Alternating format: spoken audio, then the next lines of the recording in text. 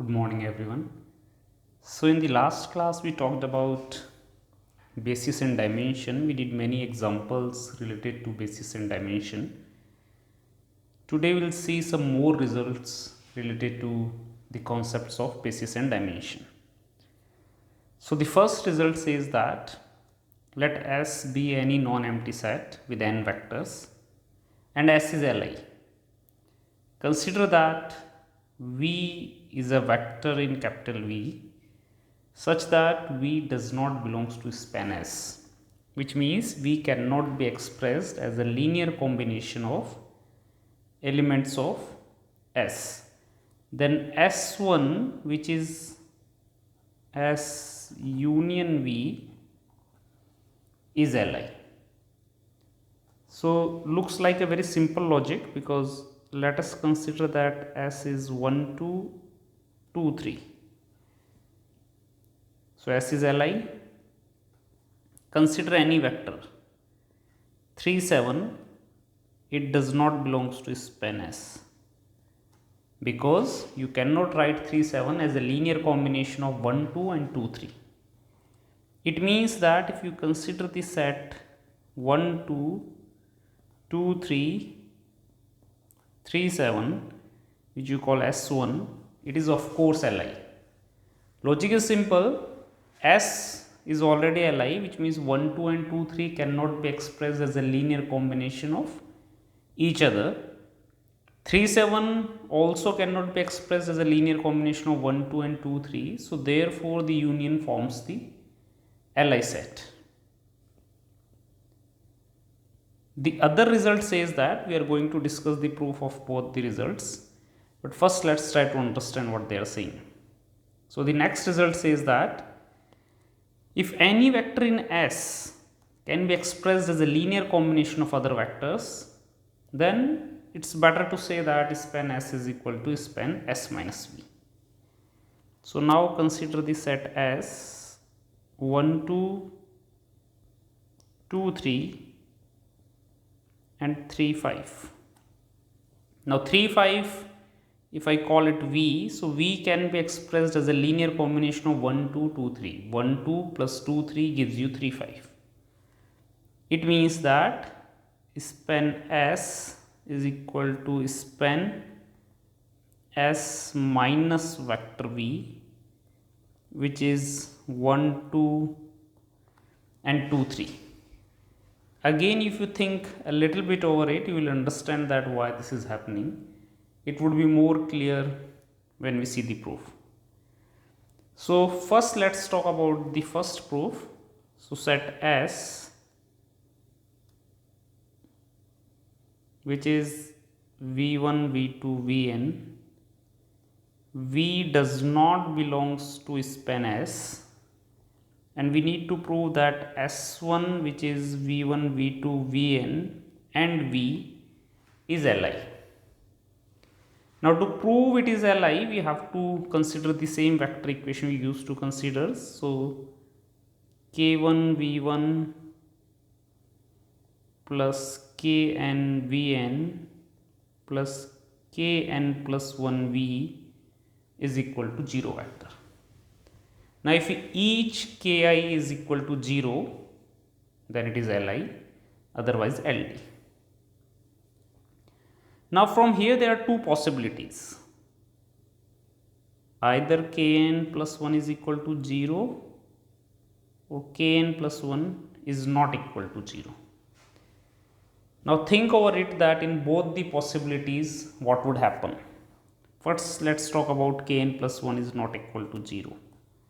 If it is not equal to 0, then what will happen? You can take Kn plus 1 V on that side, then Kn plus 1 in the denominator, which means that you can write V as minus K1 by Kn plus 1 V1 and so on, and minus Kn by Kn plus 1 Vn, which means that V belongs to span S, because you expressed V as a linear combination of elements of S.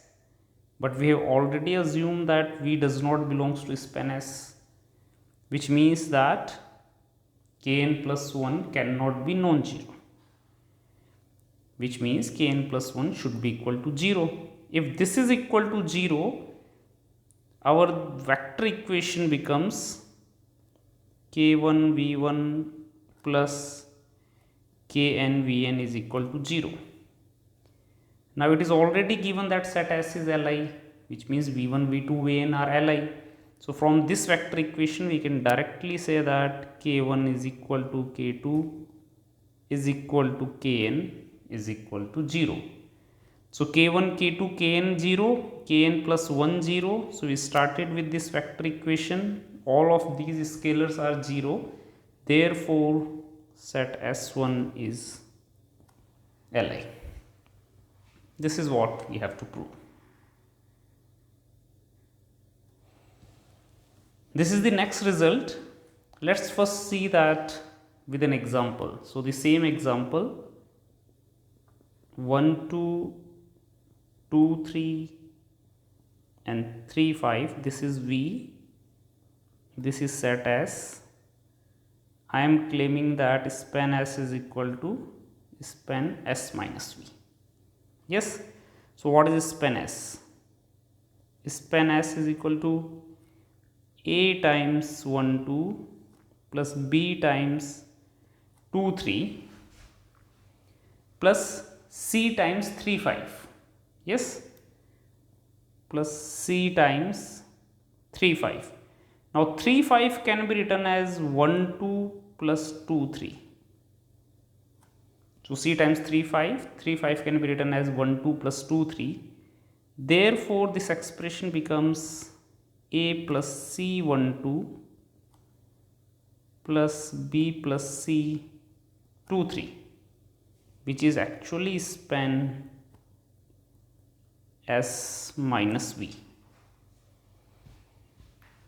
Now you just need to generalize this concept to prove it. So to prove it, what do you assume? Let us consider that you need to prove span S is equal to span S minus V, where V can be expressed as a linear combination of vectors v1 v2 vn. Now let us assume that W belongs to span S,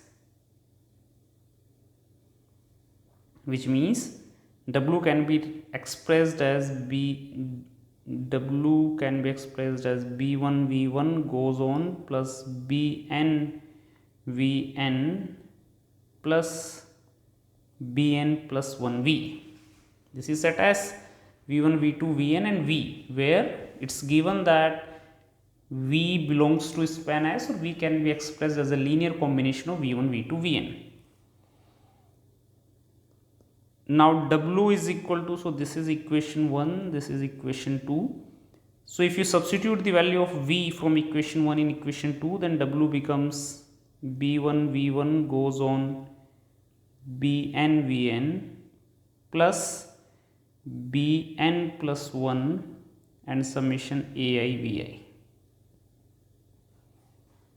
Now the same thing would happen which we see with an example. So v1 and the scalar is b1 bn plus 1 a1, and similarly vn bn plus 1 an, which means we expressed W initially as a linear combination of v1 v2 vn v, but the same W can be expressed as a linear combination of v1 v2 vn, and therefore span S is equivalent to span S minus V, because any vector can be expressed as a linear combination of v1 v2 vn.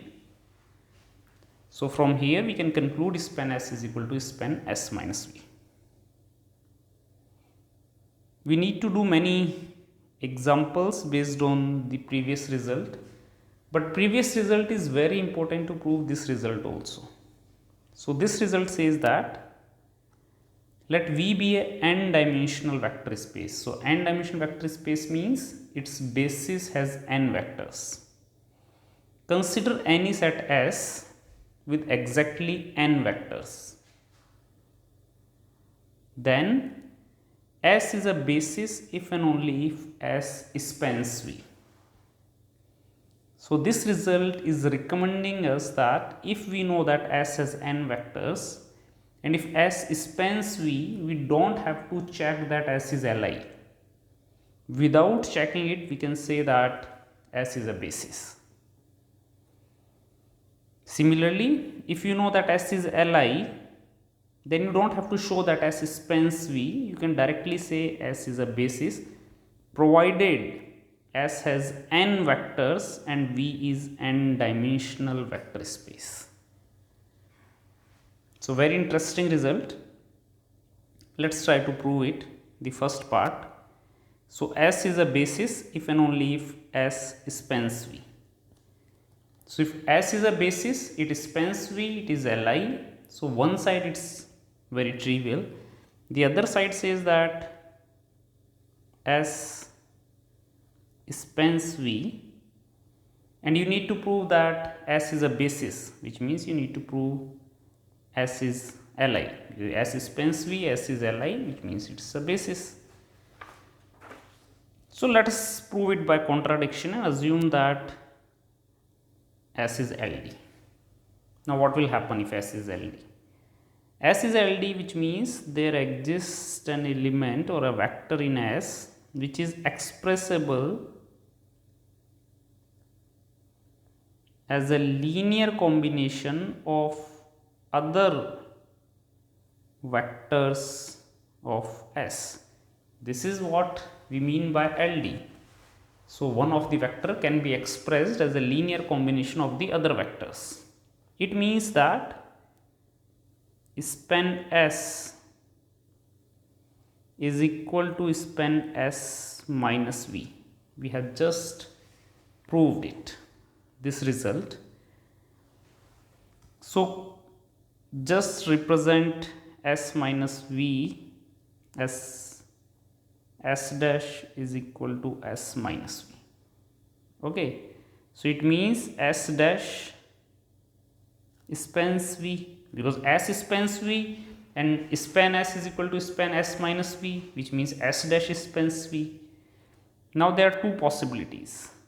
Either S is Li, S dash is Li, or S dash is LD. What will happen if S dash is Li? If S dash is Li and S dash spans V, then S dash is a basis of capital V, basis of vector space V, which is a contradiction because S dash has n minus 1 vectors and it is given that capital V is n dimensional vector space. So this is creating a problem. S dash is Li. Let's assume S dash is LD. It means that if you follow the same procedure, you will find some set S double dash, S triple dash, so on, which comes out to be Li, because each time you delete one more vector and each times you will get span S is equal to span S dash, then span S dash is equal to span double dash, S double dash, span S triple dash, and so on. And in the end, at least you will get a non-singleton.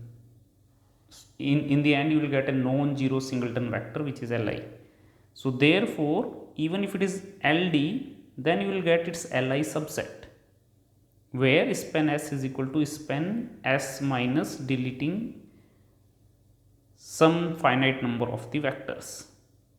So in the end, you will get a basis with lesser number of the elements than n, and which should not be possible. Therefore, S must be Li, because every time you are reaching to a contradiction. So this is one result. The same result can be easily considered in this case. This case is saying S is Li. To show that S forms a basis, we need to show that S spans V. So again, by contradiction, let us assume that S does not span V. Now what will happen if it does not span V? It means there exists a vector in V such that V does not belongs to span S. So there is a vector in V which cannot be expressed as a linear combination of elements of S. Now again recall the first theorem we did today. So V does not belongs to span S, which means S union V is Li. So this is the first result we did. S is Li, V does not belongs to span S, then S union V is Li. So now S union V is Li and it spans V. So which means that S union V forms a basis for vector space V, which is again a contradiction because vector space V is n dimensional vector space and S union V has n plus 1 vectors. So we start with a contradiction, we reach to a contradiction, and therefore S must spans V, which means S is Li and spans V, which means S is a basis. Okay, here again you can think over that if by chance by adding one vector it does not spans V, you keep adding the vector until it does not span V, and each time you are getting a set which is Li. So by any means you will get a set which has more than n elements which spans V and which is Li, which leads us to a contradiction. Now let's quickly see some of the exercises. So it says that for a given vector space V and a subset S of V, determine which of the following forms a basis. Now for the given vector space, you can use the previous theorem only if you know the dimension of the vector space. For example, in this case V is R cube. So under usual addition is scalar multiplication, its dimension is 3. Therefore you can use the previous theorem. Now you have given set S which has 3 vectors.